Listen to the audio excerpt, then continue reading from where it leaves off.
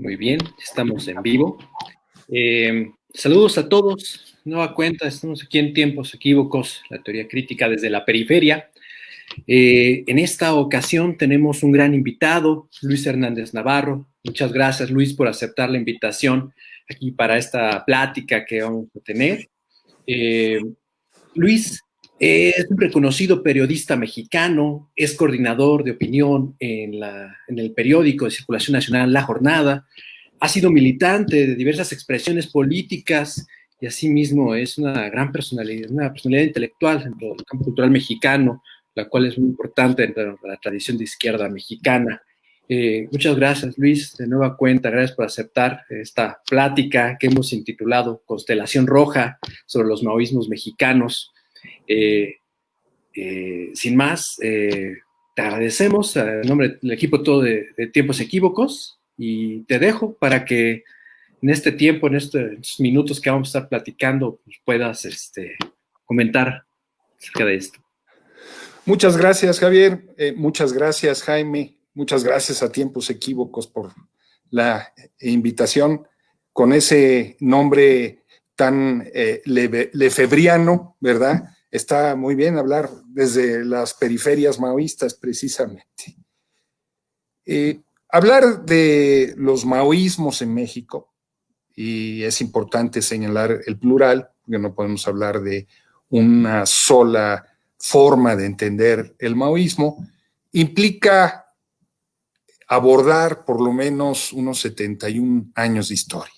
Es decir, desde el triunfo de la Revolución China y la fundación de la República Popular en 1949 hasta nuestros días. Aunque, por supuesto, el periodo podría alargarse si consideramos la forma en la que los comunistas mexicanos trataron la lucha del Partido Comunista Chino. Como ustedes saben, fue fundado en 1921 y difundieron sus luchas en México a través de conferencias, a través de la prensa del machete o otro tipo de expresiones como libros, crónicas, etcétera, etcétera. Pero bueno, eso implicaría entonces considerar al maoísmo, si nos vamos hasta más atrás, hasta 1921, como una corriente político-ideológica dentro del movimiento comunista internacional, diferenciada de la Tercera Internacional y de la Conform y lo que vino después. Ciertamente, desde el primer momento tiene rasgos propios, asume características específicas, pero como veremos más adelante, hasta la década de los 60 del siglo pasado, que el maoísmo como tal comienza a decantarse como una expresión diferenciada de otros tipos de marxismos. En sentido estricto, y habrá quien no esté de acuerdo, pero yo parto de la tesis de que maoísmo y revolución china no son exactamente lo mismo. Sin ir más lejos, pondría el ejemplo de tantos y tantos organismos que se reivindican como maoístas, que son críticos hoy de la República Popular China. Ciertamente no se explica uno el maoísmo y la revolución china al margen del otro, están estrechamente imbricados como tales, pero como decía hace un momento, su consideración como una nueva etapa del marxismo-leninismo emerge realmente en los 60s en el marco de la pugna chino-soviética y la disputa por la conducción del movimiento comunista y el movimiento de los no alineados, que ya para ese entonces es fundamental. Un paso muy importante en la construcción del relato del pensamiento Mao Zedong fue la publicación de sus obras escogidas en el año de 1951. También la consideración de que representa el pensamiento Mao Zedong como tal una aportación a la liberación de los países coloniales y semicoloniales. Esta es la forma en la que en un primer momento se introduce dentro del debate del movimiento comunista internacional la aportación específica, ¿no? Acotándola a la de los países coloniales y semicoloniales. Esto cambiaría a mediados de los 60. En el año de 1964 se publica un libro clave para la difusión del pensamiento Mao Zedong. Todos ustedes seguramente lo conocerán, son las citas del presidente Mao.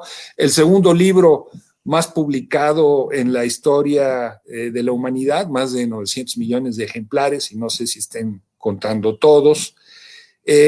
Y su primera traducción al español se realiza en el año de 1966, y la primera publicación propiamente mecánica nacional hecha en México corre a cargo del movimiento marxista-leninista, conocida como los mamelucos, en el año de 1966, también más o menos. En la presentación de la segunda edición, Lin Piao, quien después caería en desgracia, dice que el pensamiento de Mao Zedong es el marxismo-leninismo de la época en la que el imperialismo se precipita hacia su ruina total y el socialismo avanza hacia la victoria en el mundo entero. El pensamiento de Mao Zedong, dice, se convierte en estas circunstancias en una bomba de infinita potencia. Hay ya la intención entonces, en la publicación de este libro, de ocupar un espacio en la conducción del movimiento comunista como tal. Esta sería mi primera postal, cómo abordar el asunto del maoísmo como tal. La segunda es ya una definición más específica sobre qué entendemos por maoísmo, ¿no? Partiríamos de una consideración que es que de las relaciones entre la Tercera Internacional y la dirección de Mao Zedong distaron de ser tersas a lo largo de la historia, por más que hacia afuera el discurso oficial fuera un discurso de unidad. Cuando se está discutiendo, por ejemplo, la experiencia de la base de Shankansh y de la República Soviética de Kyansin, la Internacional Comunista, estamos hablando del año 1931, se quejaba más o menos amargamente del carácter poco ortodoxo del comunismo chino ya desde entonces. Y una vez que se instaura la República Popular en el 49, en los hechos Mao se niega a seguir al pie de la letra la experiencia soviética, se niega a copiarlos. Por ejemplo, él señala con toda claridad, y a diferencia de la experiencia soviética, que la mecanización no es una condición indispensable para avanzar en la colectivización agrícola y en la modernización del campo. Y se impulsa la formación de las cooperativas primero y las comunas después, al margen de este proceso de industrialización agrícola. Mao explicaba o justificaba este camino propio, señalando que durante 20 años ellos habían venido construyendo su propia experiencia en el campo antes de tomar el poder, y que eso les había permitido constituir un Estado con mucha mayor facilidad de lo que lo tuvieron que hacer los bolcheviques, y hablaba también de que además ellos contaban con el apoyo de los soviéticos, cosa que no le había sucedido, por supuesto, a la Revolución Rusa. A finales del año del 55 ya la situación entre la Unión Soviética y China no pinta demasiado bien. Los chinos participan activamente en el movimiento de los no alineados, ¿no? Y más adelante la situación se va a venir complicando, como ahorita explico, a raíz del 20 Congreso del Partido Comunista de la Unión Soviética. ¿Cómo entender la especificidad a la que apela este proyecto maoísta? Por un lado, tiene que ver con el proceso revolucionario en sí, con los instrumentos y su concepción de la historia. Segundo, tiene que ver con la estrategia. Tercero, tiene que ver como tal con la construcción del socialismo. Una primera aportación muy clara del maoísmo a la teoría revolucionaria es el papel de las guerrillas rurales y de las bases de apoyo como parte de un doble poder, ¿no? Y el cerco del campo a la ciudad como la vía para acumular fuerzas y avanzar en el proceso revolucionario antes de la toma del poder final.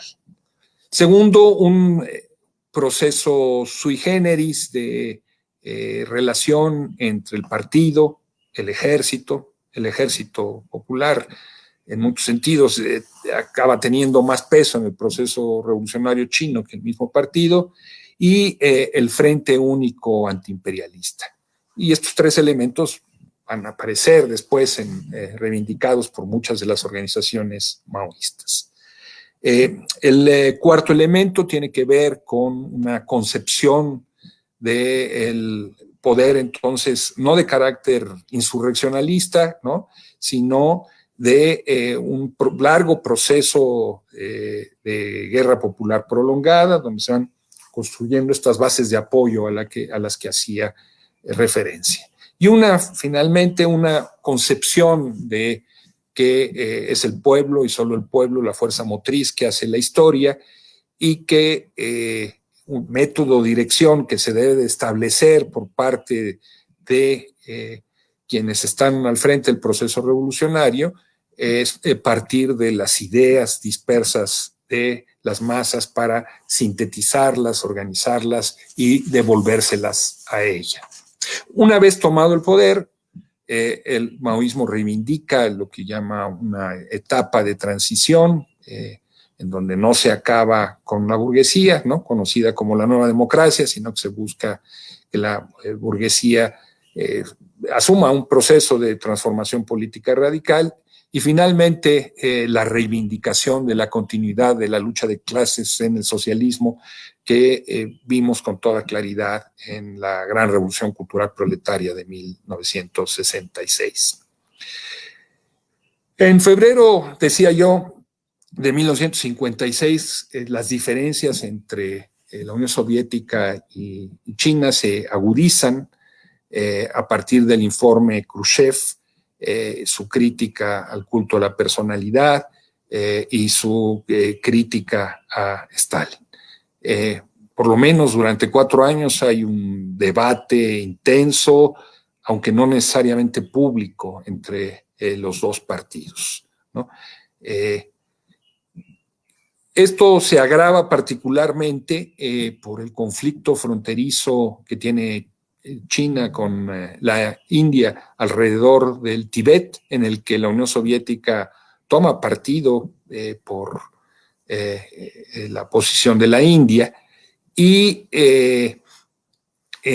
por los mismos conflictos fronterizos que tiene China con la Unión Soviética.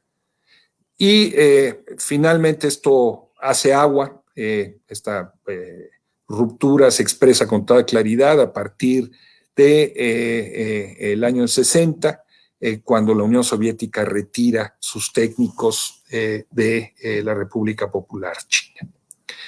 Se abre entonces muy claramente el debate entre ambos partidos sobre cómo debe conducirse el movimiento comunista internacional. La Unión Soviética está ya embarcada, el PECUS está embarcado en una política de coexistencia pacífica, en la que señala que la tarea principal de los partidos comunistas es cohesionar a los amantes de la paz y salvar a la humanidad de la hecatombe nuclear, y anticipa la posibilidad de una transición pacífica al socialismo. Tiene que ver también con una crítica a su posición de la Unión Soviética como un estado de todo el pueblo. China pues, responde, los comunistas chinos responden que eso no se puede, ¿no? Y califica entonces toda esta experiencia del PECUS como una experiencia revisionista, y va más allá y caracteriza a la Unión Soviética como de social imperialista. Y esto marca el inicio entonces de las rupturas de partidos comunistas en prácticamente todo el mundo, y del surgimiento de nuevos partidos, no sé si decirlo alineados necesariamente a Pekín, pero que ponen en el centro la construcción de un movimiento comunista revolucionario y partidos comunistas revolucionarios sobre los partidos comunistas tradicionales, ¿no? Entonces, esto es un proceso en donde convergen tanto las rupturas de los partidos comunistas, como decía hace un momento, institucionales, como la de grupos de jóvenes radicalizados que desarrollan sus primeras experiencias políticas ya al margen de la tutela o del filtro de los PCs y sus organizaciones. Esto nos lleva entonces a la tercera postal, las relaciones entre la Revolución China y México, ¿no? Que son relaciones, esperemos que el camarada Jaime muy pronto nos tenga su trabajo sobre los viajeros mexicanos a China, pero son relaciones podemos decirlo, muy, muy precoces, en el sentido de que si desde el mismo año de 1949, en noviembre, Vicente Lombardo Toledano viaja a la República Popular China durante 3 semanas, se reúne, invitado por ellos, por supuesto, como parte de un proyecto más general de los comunistas chinos de acercarse a líderes sociales partidarios latinoamericanos, y tiene acceso a dirigentes, a proyectos, etcétera, etcétera. Es muy, muy interesante que haya sido Lombardo el invitado. Al regresar a México en el 50, Lombardo escribe el diario de un viaje a la China Nueva, que difunde, pero esta peculiar relación hizo que cuando comenzara a aparecer la propaganda, la folletería, los libros chinos en español, tanto el Partido Popular Socialista, o el Partido Popular y luego el Partido Popular Socialista, como Logosem, se convirtieran en redes de distribución de esos materiales, ¿no? Y que llegaran a manos de dirigentes campesinos fundamentales como fue Álvaro Ríos, ¿no? El líder campesino que más tierras ha repartido en este país, Arturo Gámez o Jaime Estrada, ¿no? Ellos se alimentaron de esos folletos, al punto de que Álvaro Ríos, por ejemplo, pues siempre se reivindicó a su manera como maoísta. En 1952, el gobierno chino convocó a un gran Congreso por la Paz, ¿no? Y ahí asiste inmediatamente una delegación mexicana de 15 miembros. Uno de esos miembros, curiosamente, no es mexicano, es el poeta cubano Nicolás Guillén. Y viajan a China entonces figuras como Ismael Cosío Villegas, como Fernando Benítez, como Miguel Covarrubias, y 2 mujeres que van a ser claves en la relación entre el maoísmo mexicano y los comunistas chinos. Esther Chapa y Paula Gómez. Es tan importante esta reunión que un año después, en 1953, se funda la Sociedad Mexicana de Amistad con China Popular. Y participan en ella figuras tan relevantes como Elie de Gortari, Fernando Benítez, La sociedad funciona en un primer momento en casa de Esther Chapa, ¿no? Una vieja comunista, feminista, sufragista, con una trayectoria excepcional en sí misma, y a su muerte se hace cargo de ella su hermana, Virginia, una dentista. Y la sociedad articula las visitas que se realizan de mexicanos a China, la recepción de literatura, reuniones, etcétera, etcétera. Un hecho importante en el camino de estas relaciones es que en 1960 se formaliza la relación entre China y Cuba. China pone su embajada en Cuba, mucho antes de que los soviéticos estuvieran realmente interesados en lo que pasaba allí. Y a raíz de eso, los chinos comienzan a desarrollar sus transmisiones de Radio Pekín en español, impulsan el trabajo del editorial de lenguas extranjeras en las traducciones al español de las obras chinas en Forma, la edición de Pekín Informa a partir de en español a partir de 1962, la formación de una asociación de amistad china latinoamericana en el 60, y bueno, es para el anecdotario, pero ahí en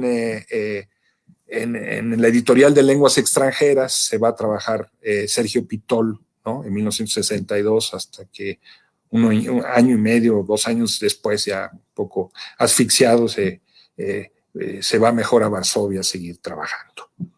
Desde el año de 1958 comienza a llegar a México propaganda china, llega al Partido Comunista, llega al Partido Popular en aquel entonces, y se distribuye en una serie de librerías, como una librería que estaba ubicada en la calle de Guatemala y Donceles, o en la papelería Lina, etcétera, etcétera, ¿no?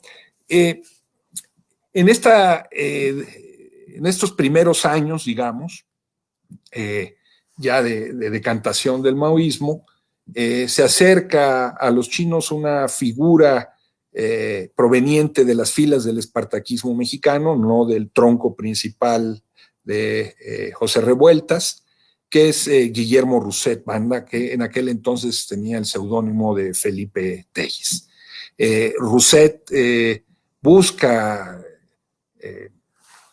el apoyo de los chinos a su proyecto, está varios meses en Pekín, los chinos no se dejan convencer, finalmente tiene dificultades Rousset para salir, y la experiencia no acabó muy bien.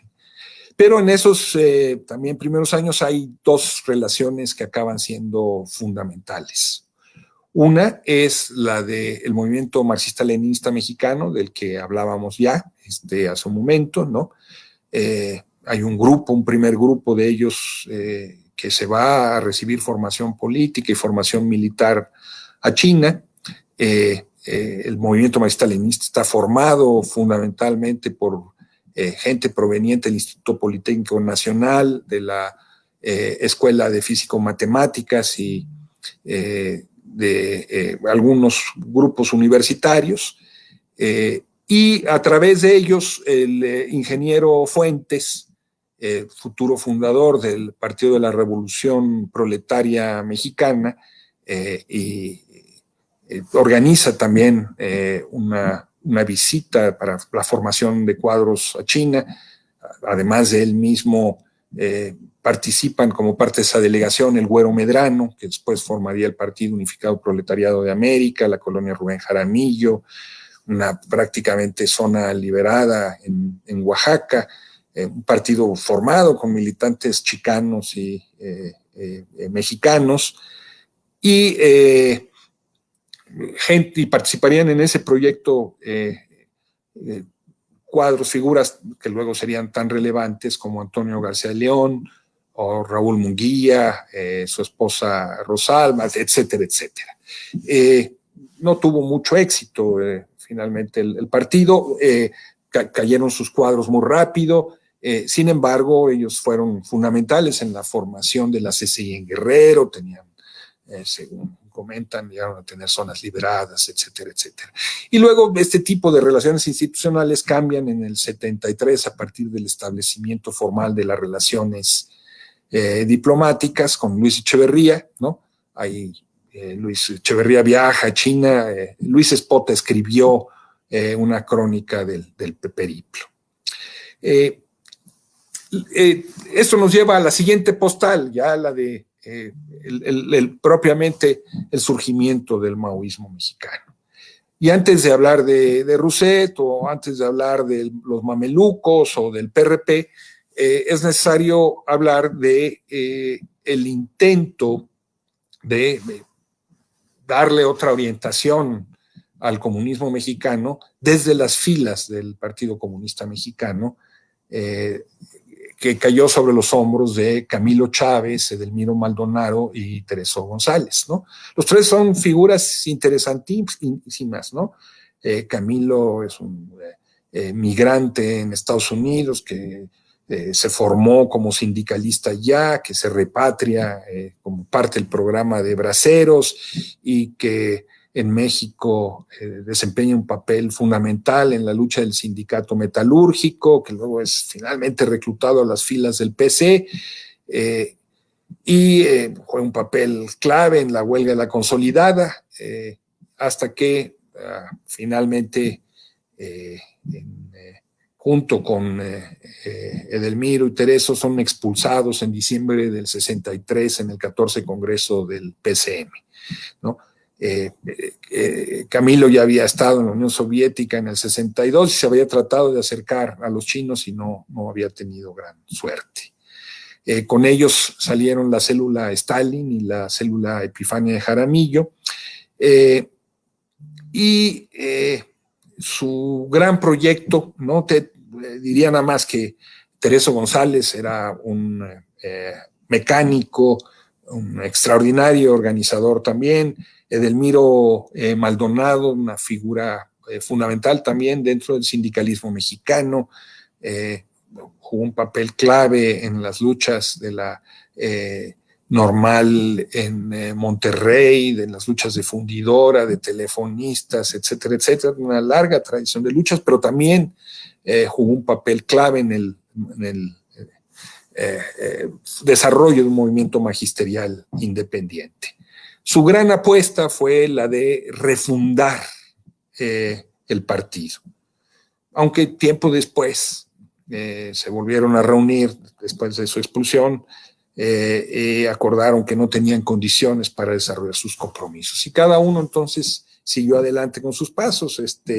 Camilo entró a trabajar al ESMEA y formaba una corriente, seguía trabajando con estudiantes y maestros del Instituto Politécnico Nacional, Edelmiro en Monterrey, en todos estos frentes. Más adelante entra al proceso de formación del Frente Magisterial Independiente Nacional con el profesor Rubelio Fernández y después juega un papel clave en la organización revolucionaria Compañero. Es entonces una escisión o una expulsión que no tiene el éxito que tuvo en otros países de Europa o de América Latina, en donde gracias a ella se consolidan núcleos de partidos comunistas de corte marxista, leninista o que se reivindican como revolucionarios. La pugna chino-soviética afectó y sacudió el mundo de la izquierda mexicana. Creo que es importante señalar que, a diferencia de otros países donde, al margen de los grandes partidos comunistas o pequeños partidos comunistas, no se desarrollaron en los 50s o hasta los mediados de los 60s corrientes o grupos revolucionarios a la izquierda de esos partidos. En México esto sí sucedió. Hubo un proceso de fragmentación de los mismos comunistas que dio lugar a distintos agrupamientos, desde el Partido Obrero Campesino Mexicano hasta el desarrollo, en el caso mexicano, del espartaquismo. Esto le da entonces al maoísmo mexicano características específicas, porque es más que atravesar el PC como tal, atraviesa a estos núcleos de carácter espartaquista. Parte de este debate se expresa, por ejemplo, en la Liga Leninista Espartaco. Es una de las causas indirectas de la expulsión de José Revueltas, ¿no? En el que cuando de repente Revueltas junto con Lizalde confrontan las posiciones, bueno, no las alcanzan a confrontar, se niegan a discutir las de Francisco González y de Enrique González Rojo, y a raíz del hecho que Revueltas escribe 3 artículos en el día entre marzo y abril del 63, donde toma posición claramente por la Unión Soviética, Revueltas veía en Mao a una especie de baluarte del estalinismo. Finalmente fueron expulsados.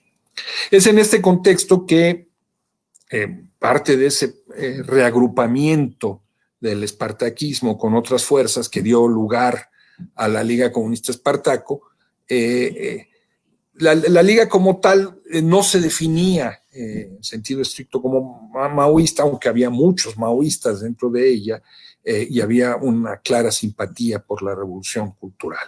Y había principios para ellos muy relevantes, como el de servir al pueblo, vincularse a las masas, etcétera, etcétera, que venían del maoísmo. Pero los maoístas más ortodoxos dirían que como no había lucha entre 2 líneas, pues no se podía hablar de que ahí hubiera maoísmo. Es muy interesante porque la Liga se vuelve como en una especie de incubadora de otros proyectos de corte maoísta. La seccional magisterial, encabezada por Rubelio Fernández, acaban, a raíz del proceso de fragmentación de la Liga, de formar el Frente Magisterial Independiente Nacional, que se dedica a formar núcleos de dirección de masas de orientación maoísta y a dar células, etcétera, etcétera. Los responsables del trabajo ferrocarrilero se concentran allí, Salvador Zarco, acaban formando organizaciones obreras, pero más allá de eso, aquello no tiene continuidad. Uno de los principales dirigentes heterodoxos de la Liga, simpatizante también hacia un proyecto más de carácter militar, Refugio González, termina fundando la organización comunista Cajeme. Él fue muy importante en acercar después a Rubelio Fernández, a Camilo Chávez y a Tereso González, y a que ellos entonces convergieran en este proceso de formación del FEMIN.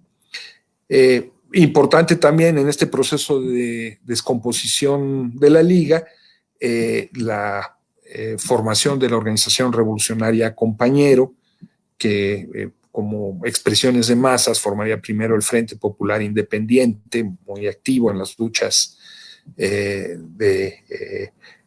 obreras en el Valle de México, la Unión de Colonias Proletarias y años después el Movimiento Revolucionario del Pueblo, el MRP. Una organización muy claramente definida como maoísta, con su esquema de frente, partido, organización clandestina, organización pública, y un esquema yo caracterizaría como sindical de organización. Y finalmente en esta misma diáspora estaría el trabajo de la seccional Ho Chi Minh, muy ligada a los jaramillistas, a la herencia del trabajo jaramillista en Morelos, con presencia obrera en el Valle de México y en otros lugares, trabajo campesino en Guerrero, Puebla, Morelos, que sirvió como brazo civil, red de apoyo durante algún tiempo al Partido de los Pobres de Lucio Cabañas, ¿no? tanto así que uno de los principales dirigentes de la seccional, Vicente Estrada, fue precisamente detenido en el marco de la ofensiva en contra del Partido de los Pobres. Hay quien asegura que otro de los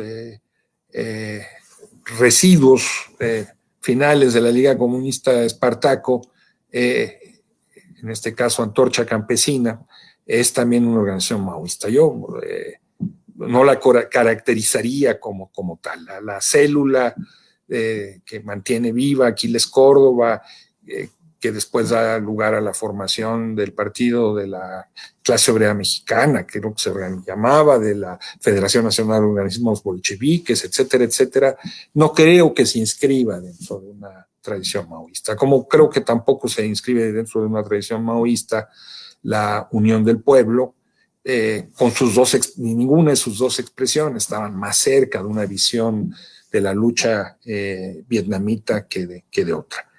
El 68 es un parteaguas para toda la izquierda mexicana, lo sabemos. Hay toda una generación de jóvenes que entra por la puerta de la represión y de las grandes movilizaciones al mundo de la política, que se plantea seguir adelante en su proyecto transformador, y a partir del 68 ese movimiento se bifurca en tres grandes expresiones. Por un lado, la de quienes apuntan a construir partidos de izquierda, sea la misma tradición del Partido Comunista, los trotskistas que terminan fundando el Partido Revolucionario de los Trabajadores, el Partido Mexicano de los Trabajadores de Berto Castillo. Hay una primera vertiente, hay una segunda vertiente de jóvenes que se van al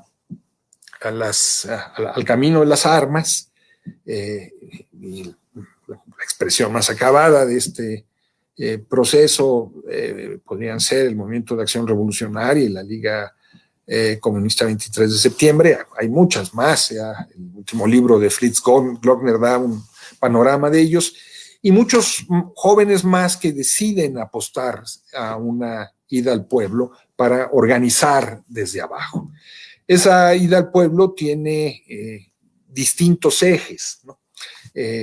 Y los maoísmos juegan un papel fundamental en esos ejes. Por un lado está en los mamelucos, ¿no? En el 69 llegan los primeros cuadros que se fueron a formar a China, y entonces anticipan desde las escuelas una salida organizada a lugares como Durango, Sonora, etcétera, etcétera, a organizar el proceso revolucionario. Pero también en el marco de 1968, después de la derrota del 2 de octubre, distintos activistas se reúnen, debaten y avanzan en la construcción de una cosa que se llamó la Coalición de Brigadas Emiliano Zapata. Redactan un documento. Yo tengo dos versiones, no sé cuál sea la verdadera. Una versión dice que ese documento lo redactó exclusivamente Adolfo Uribe, otra que participaron distintas plumas, como además del mismo Adolfo Uribe, Eberto Castillo, Alberto Anaya, y elaboran este documento que se llama Hacia una política popular, ¿no? Que llama a los jóvenes a salir de las escuelas y a vincularse a colonias populares, sindicatos, obreros, a proletarizarse.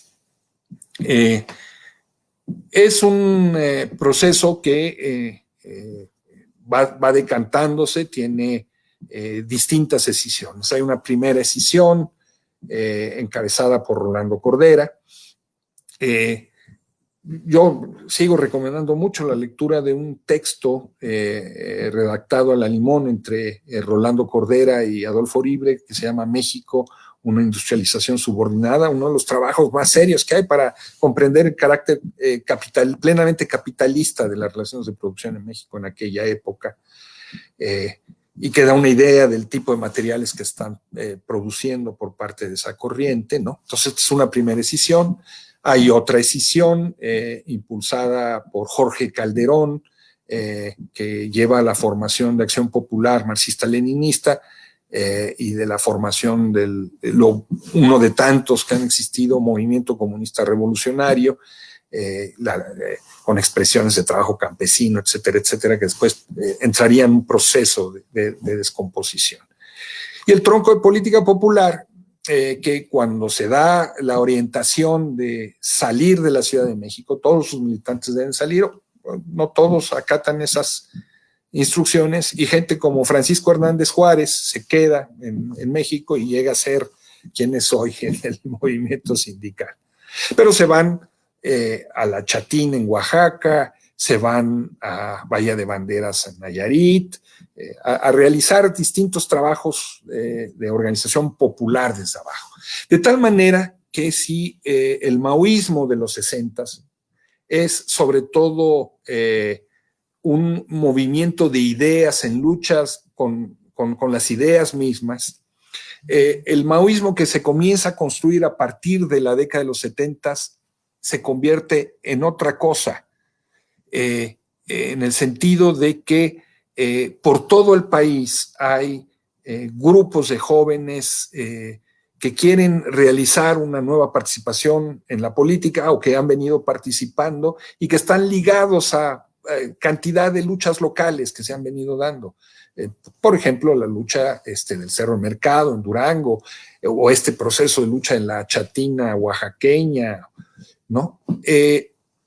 Y hay entonces un traslado de lo que fue la experiencia de participación política del movimiento 68 y sus formas de organización de carácter consejista, asambleas deliberativas y decisivas, representantes rotativos, direcciones revocables en cada momento, combinación de movilización con negociación. Entonces, toda esa experiencia se traslada hacia allá. Entonces ya no es solamente un asunto de ideas, es un asunto de cómo un conjunto de activistas con ciertas ideas acaban vinculándose con el movimiento real que existe y terminan transformándolo. Es una especie de, son modernos narodnikis, por utilizar la imagen de la Revolución Rusa, que se acercan a los procesos de organización popular y que se transforman junto con ellos.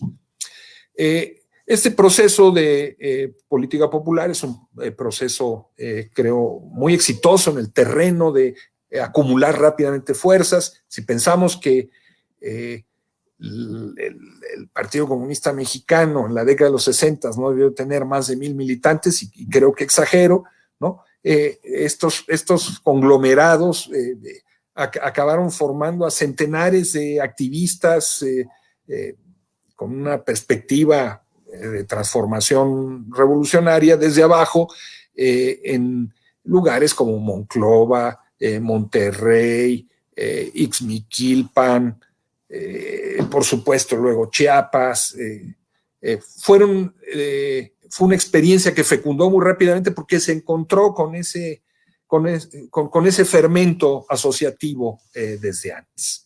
En el 76, entiendo que ya hubo una conferencia de Jorge Iván Puma sobre política popular. En el 76 se fractura política popular.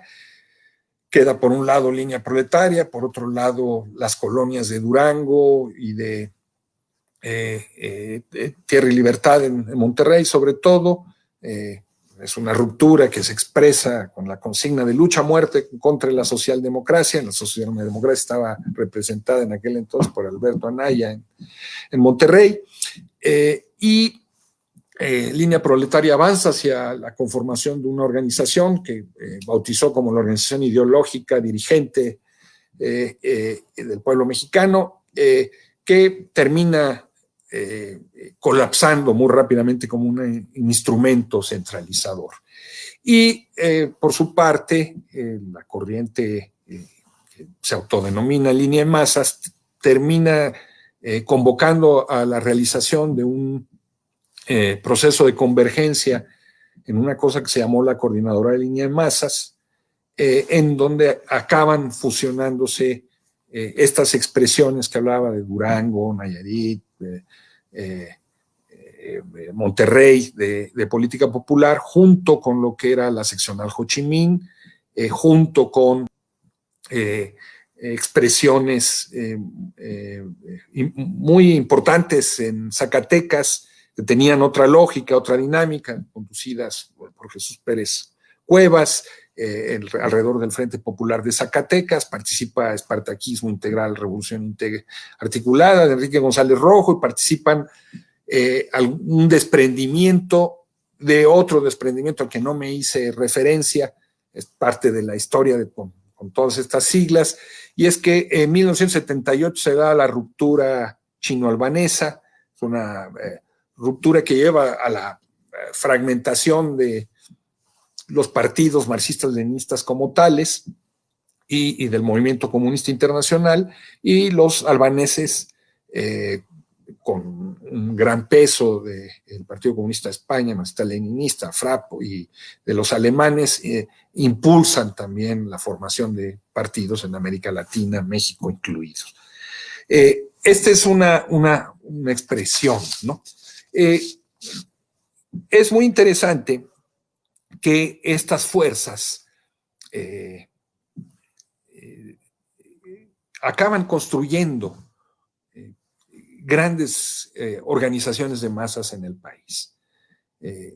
Organizaciones urbano-populares, nuevas organizaciones campesinas, algunas volcadas primero por la lucha por la tierra y luego por la organización de la producción, con experiencias ejemplares como la coalición de ejidos colectivos del Valle del Yaqui, y a partir de finales de los 80s apuestan por darle una forma más coordinada a todas esas expresiones. Hasta ese momento, muchas de estas organizaciones maoístas se habían venido coordinando a través de la formación de frentes populares.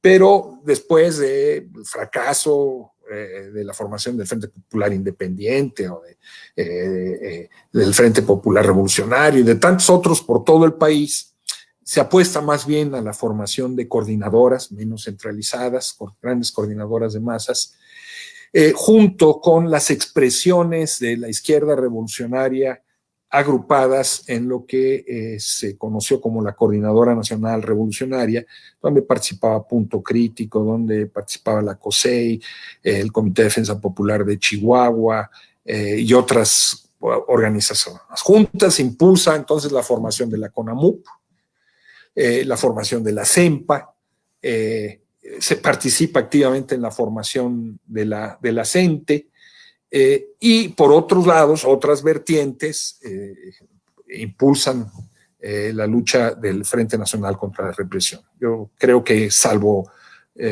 lo que toca al trabajo de la Organización Revolucionaria Compañera, el maoísmo estuvo muy lejos de la lucha por la presentación de los desaparecidos y todo lo que estuvo implicado en ese sector, ¿no?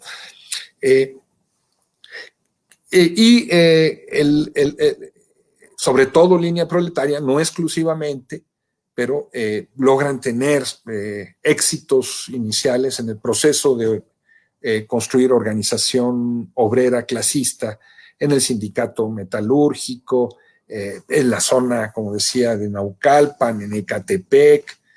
Hay un trabajo sindical exitoso que en ocasiones va acompañada de procesos de proletarización, de activistas universitarios que se meten a trabajar de obreros y que se quedan organizando, y en otras de bufetes de abogados que asesoran, o de el paso, por ejemplo, de las colonias populares, ¿no? Línea Proletaria envió masivamente militantes de las colonias de Torreón y de la Laguna en general a el sindicato metalúrgico, y que generan entonces lo que podría llamar un proceso de modernización desde abajo y un proceso de ruptura con el corporativismo tal y como se existía en aquel entonces, ¿no? Sí, hay un debate en aquellos años entre independencia y autonomía. El maoísmo, los maoístas apuestan a tratar de conjuntar las dos cosas, independencia y autonomía dentro del seno de estas organizaciones. Abuelo de pájaro, diría nada más que estas experiencias que aparentemente marchan en caballo de Hacienda comienzan a tener dificultades muy serias a partir de lo que es la devaluación, la crisis económica del 82, del 83, ensayan grandes formas de protesta como paros cívicos que no tienen el éxito que tuvieron en otros lugares de América Latina, ¿no? En el 83 uno, en el 84 otro, y en eso están cuando llegó Cuauhtémoc Cárdenas y mandó a parar. La oleada del movimiento cardenista en 1987-88 acabó dándole una revolcada, no diría que absoluta, pero tremenda, a un proyecto que había sido concebido como un proyecto de clase, internacionalista y de carácter socialista, ¿no? Y que de repente llega un proyecto político de corte nacionalista, de corte cívico, y que acaba barriendo muchas de las bases de apoyo de esas organizaciones. De tal manera que hay todo un enorme proceso de recomposición en las filas de ese maoísmo, ¿no? Una parte apuesta a la formación de un partido propio, el Partido de Trabajo, ¿no? Donde es realmente básicamente el viejo, la vieja corriente de línea de masas, que tenía como eje Durango y Monterrey, son las que empujan este proyecto en un primer momento. El resto de fuerzas acaba siendo arrastrada a la dinámica de construcción del PRD, donde finalmente son absorbidas. Eso no significa la desaparición del maoísmo. Siguen proyectos maoístas, de hecho siguen proyectos maoístas hasta los últimos días, y ya con esto termino, ¿no? En donde hay una enorme influencia en México de lo que fue el Partido Comunista del Perú, el Sendero Luminoso, distintas expresiones que terminan simpatizando con la idea de seguir en México ese camino, ¿no? Hay dos grandes acuerpamientos maoístas a nivel internacional, finalmente, ¿no? Y llegamos hasta el México de hoy, en donde por un lado tenemos organizaciones muy cercanas a lo que es el Partido Comunista Revolucionario de Estados Unidos, como es el caso de la Organización Comunista Revolucionaria en México, el Partido Comunista de México, marxista, leninista, maoísta, que apuesta por el proceso de reconstitución del antiguo partido, organismos con una trayectoria maoísta y un peso social muy importante, como la Unión Popular de Vendedores Ambulantes 28 de octubre en Puebla, o en San Luis Potosí, un comité de lucha, o en algunas expresiones en Guerrero, de tal manera que hay todavía en México, sobreviviendo, actuando, distintas expresiones del maoísmo como tal, aunque ese gran tronco que se formó en la década de los 70s y mediados de los 80s, como resultado de esta confluencia de los movimientos sociales y un sector de la intelectualidad en ruptura a partir de 1968, ese movimiento acabó absorbido y diluido en torno a una dinámica de otros proyectos. No creo que se pueda explicar el proceso de erosión del viejo corporativismo priista en México al margen de la acción de estas corrientes, y no creo que se pueda explicar tampoco cómo se han socializado formas de lucha que en su origen estuvieron presentes en el 68 o de organización ligadas a la democracia directa al margen de lo que es esta cultura política del maoísmo. Muchas gracias. Híjole, Luis, muchas gracias por estas postales que se convirtieron en un gran panorama del maoísmo mexicano, de los maoísmos mexicanos como nos presentaste. Tenemos muchos saludos, Luis. Tenemos saludos de Eduardo Nava Hernández, tenemos saludos de América Escudero, tenemos saludos de Jorge Puma, tenemos saludos de Victoria Silva Guzmán, Pavel Navarro Valdés, Fer Vasallo, otros compañeros, Aura María Puyán Mutis desde Colombia.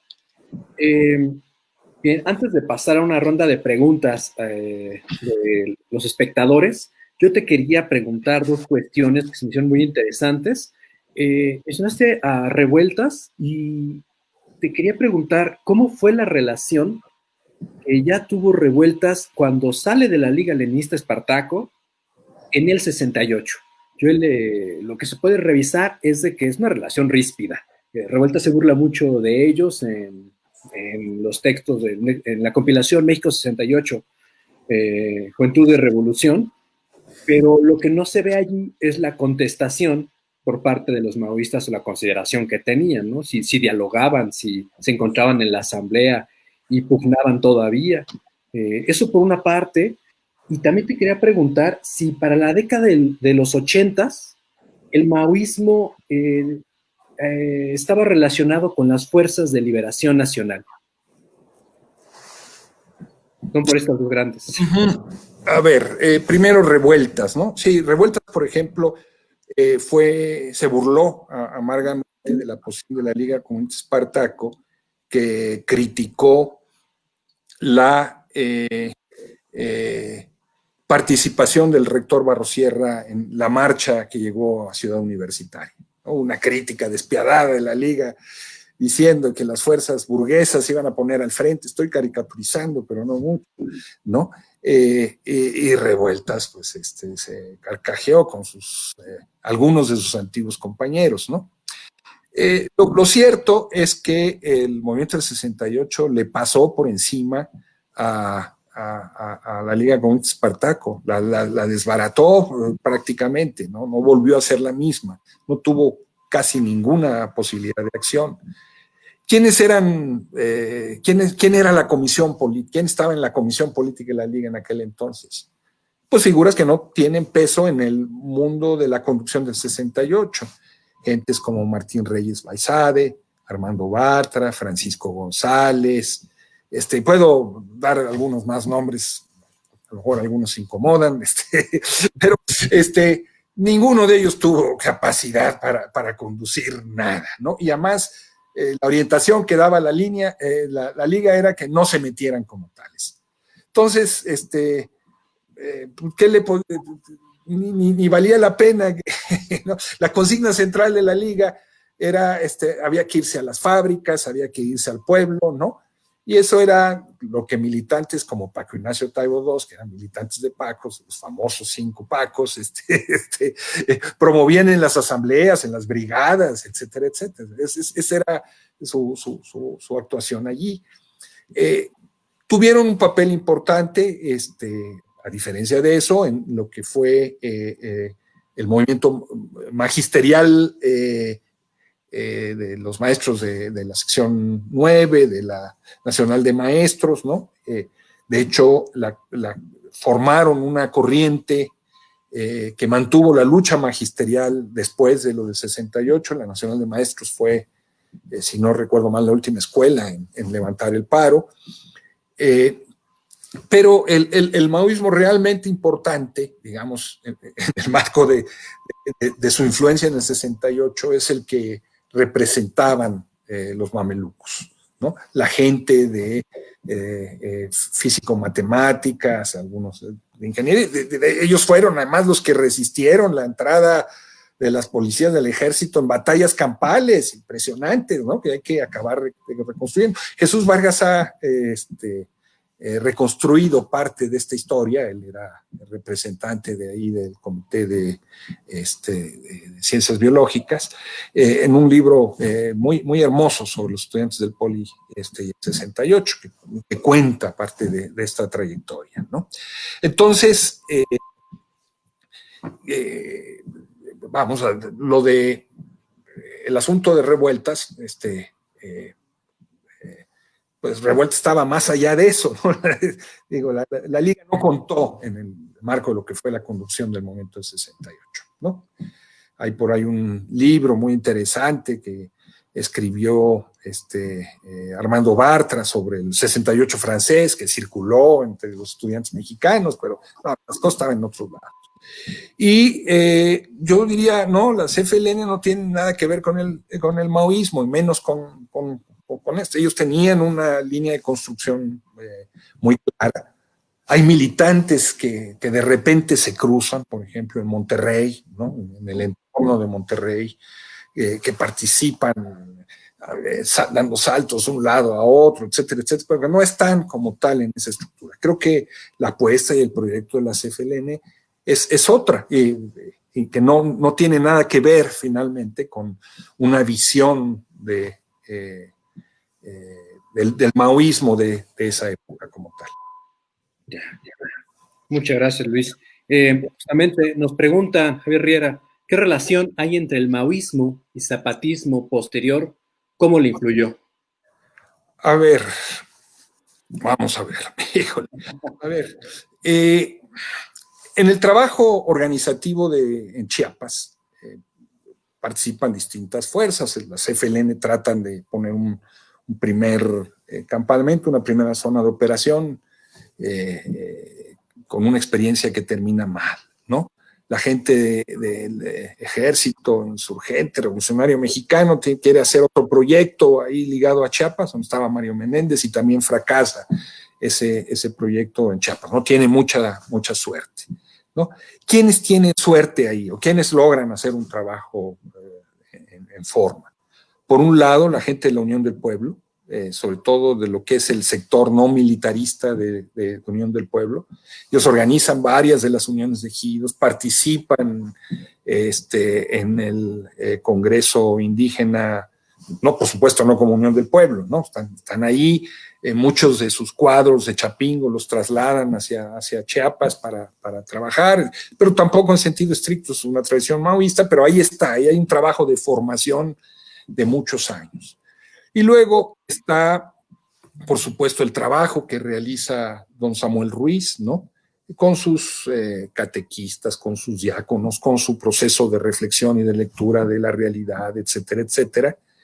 Y cómo llega Línea Proletaria a Chiapas, entiendo básicamente a través de los curas con los que trabaja en Torreón, ¿no? Batarse, etcétera, etcétera, que estuvo preso un tiempo en Torreón.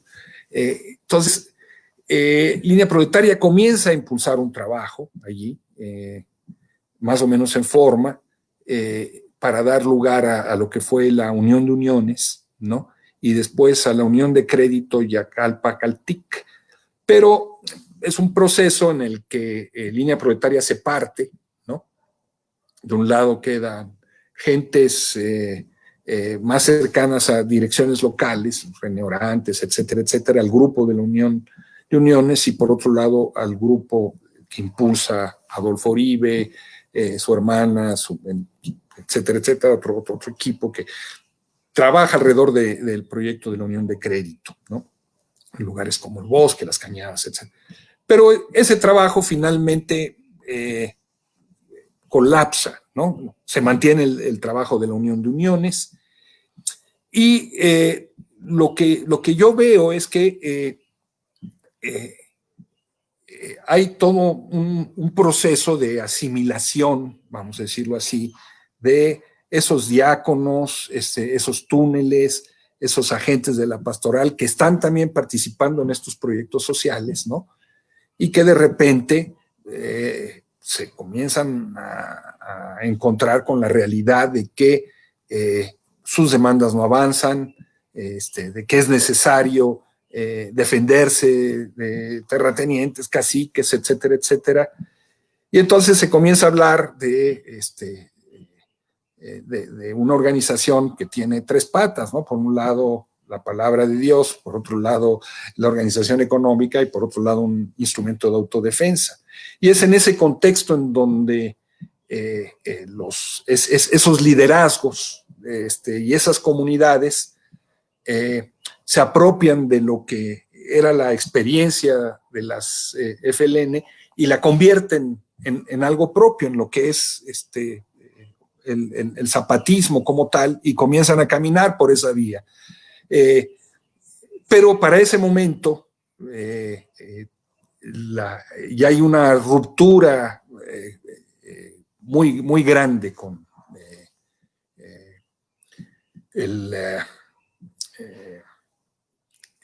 con lo que representa la línea proletaria, y este fenómeno de penetración desde abajo, digamos, de lo que iba a ser el EZ de estas organizaciones, sucede también con la CIOAC y sucede con otras organizaciones en la región, ¿no? En un primer momento, el zapatismo está organizado, por ejemplo, en una expresión muy clara que es la ANSIES, Alianza Nacional Campesina Indígena, en Emiliano Zapata, esos que derrumban la estatua de Diego Mazariegos el 12 de octubre en San Cristóbal, pero sus expresiones organizativas iban mucho más allá de estas, incluyendo muchas organizaciones oficiales, de tal manera que cuando emerge el levantamiento en el 94, esas estructuras se rompen y ya emerge el zapatismo como tal. Y así es como leo, digamos, ese proceso de interacciones. Bien, vamos a otra pregunta. ¿Son el maoísmo y estalinismo parte de la misma política marxista? A ver, Parece que hay. sí. Bueno, es todo un debate, por supuesto. Parece. Recomendación de textos dentro del maoísmo. Recomendación de textos.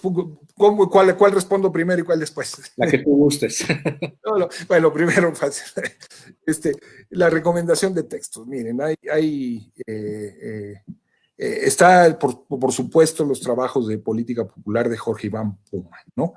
Están los trabajos de Citlali sobre el Pupa, ¿no? Y hay otro trabajo de compañero, por aquí tenía el nombre, pero ya no me acuerdo ahora sí al bote pronto, sobre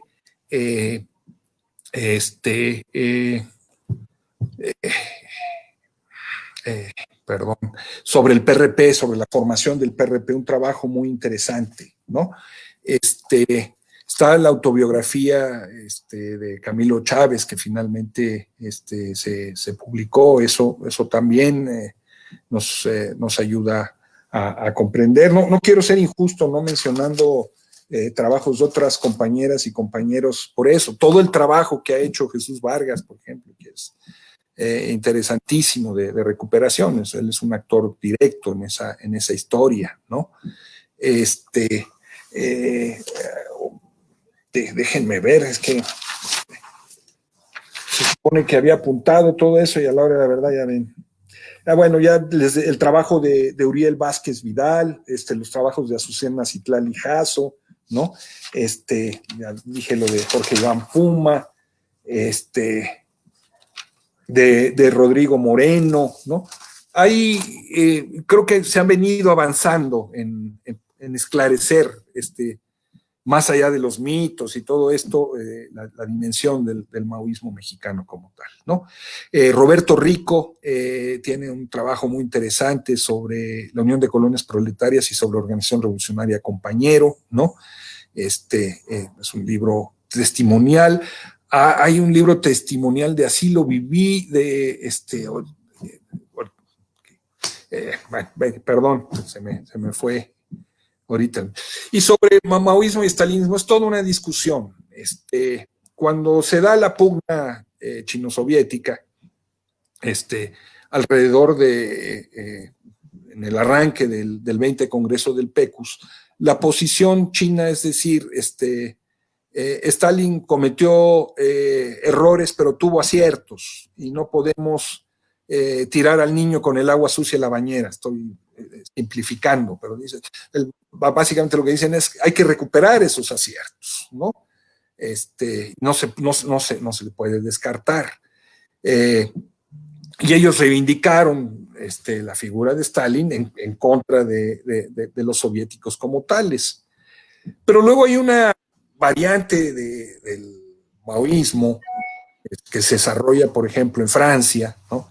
Alrededor sobre todo de la gente de izquierda proletaria, donde participa Sartre, pero, y luego participan tantos y tantos otros que ahora están de moda,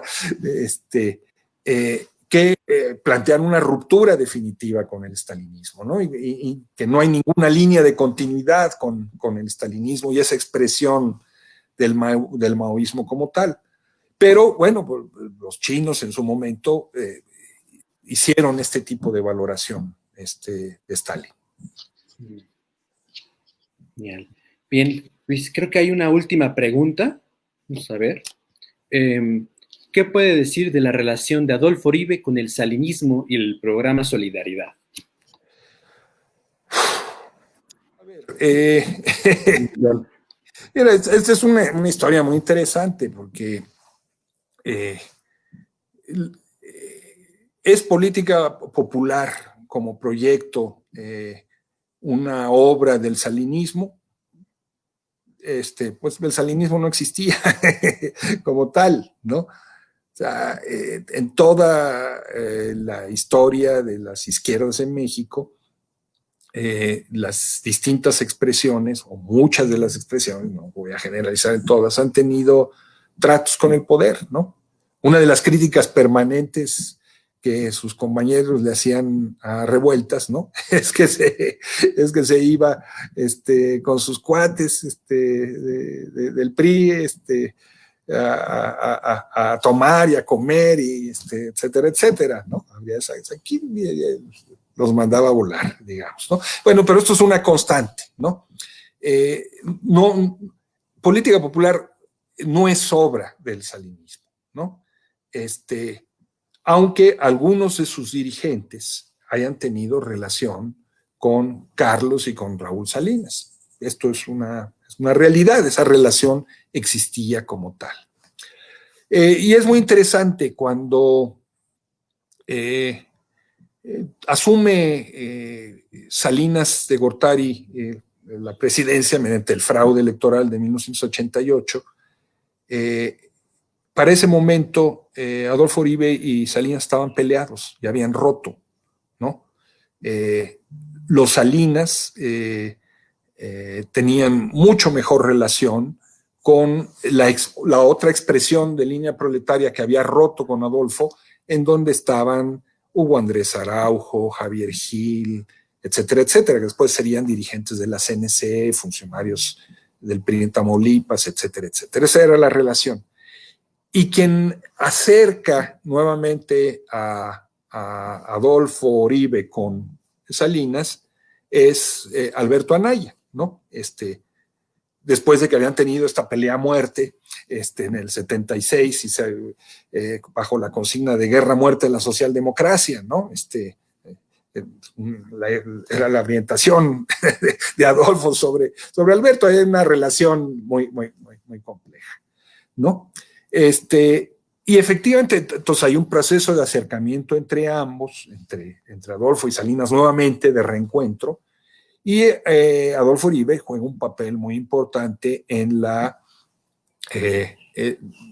ayudar y tratar de teorizar lo que fue el programa de Solidaridad como tal. Tiempo después, Adolfo Uribe es muy cercano a Jaime Labastida, su coordinador de asesores cuando Labastida es secretario de Gobernación. La estrategia de contrainsurgencia en contra del zapatismo tiene un elemento indudable de la huella, el sello de Adolfo Uribe como tal. Adolfo Uribe después, años después, es secretario de Agricultura de Enrique Peña Nieto, cuando Enrique Peña Nieto es gobernador del Estado de México, ¿no? Y después se vuelve a acercar otra vez al Partido del Trabajo. Tiene esta característica de sus movimientos pendulares, en fin, vaya. Pero no se puede, no se explica el surgimiento y el desarrollo de la política popular como una obra maquiavélica de los Salinas, etcétera, etcétera. Aunque esa relación efectivamente existía. Esa es mi lectura. Y me parece que hay una última, nada más, más pequeña, que ya hablaste un poco de eso, esta última. Saludos desde Perú. En la actualidad, ¿cómo definiría al maoísmo en México? ¿Qué influencia tiene? Muchas gracias. ¿Qué influencia tiene? Miren, tiene presencia en sectores populares, ¿no? En trabajadores no formales en algunos lugares del país. Ya decía yo Puebla y San Luis Potosí, pero tiene una extensión más allá. Tiene presencia en el magisterio, tiene al interior de la Coordinadora Nacional de Trabajadores de la Educación. Digo el maoísmo puro y duro, no estoy hablando del Partido de Trabajo, ¿no? Que ya no sé si ellos mismos se asuman como tal, como maoístas, aunque reivindican la línea de masas, ¿no? Pero entonces tienen esa presencia y hay un proceso de organización. Yo al final de mi charla decía, bueno, por un lado está todo este proceso de articulación alrededor de lo que es el movimiento impulsado por el Partido Comunista Revolucionario de Estados Unidos, ¿no? Bobo Avakian, todos ellos, y todos los debates que hay sobre Nepal, Filipinas, etcétera, etcétera. Y por otro lado, toda esta discusión que hay alrededor de lo que es el Partido Comunista de Perú, Sendero Luminoso, ¿no?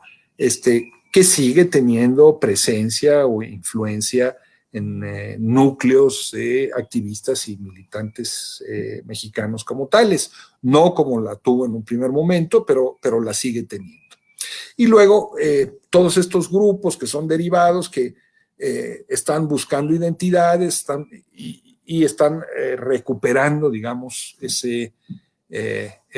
ideología o esa forma de identificarse a sí mismo para diferenciarse de otros proyectos políticos. Bien, parece que fue todas las preguntas. Agradecemos, despedirnos, agradecemos a todos los espectadores de esta transmisión. Agradecemos muchísimo a Luis Hernández por esta pláticas que nos ha traído muchas dudas por todos los lugares, por todas las organizaciones, los planteamientos que nos trajiste acerca de la historia del maoísmo en México, que pues, apenas hay bastantes trabajos, pero todavía falta trabajar en esto. Agradecemos a nombre del equipo de Tiempos Equívocos, agradecemos a Luis, y bueno, Luis. Pues muchas gracias a ustedes, un gusto, aunque me hayan tenido que poner a trabajar. Muchas gracias, Luis, nos despedimos.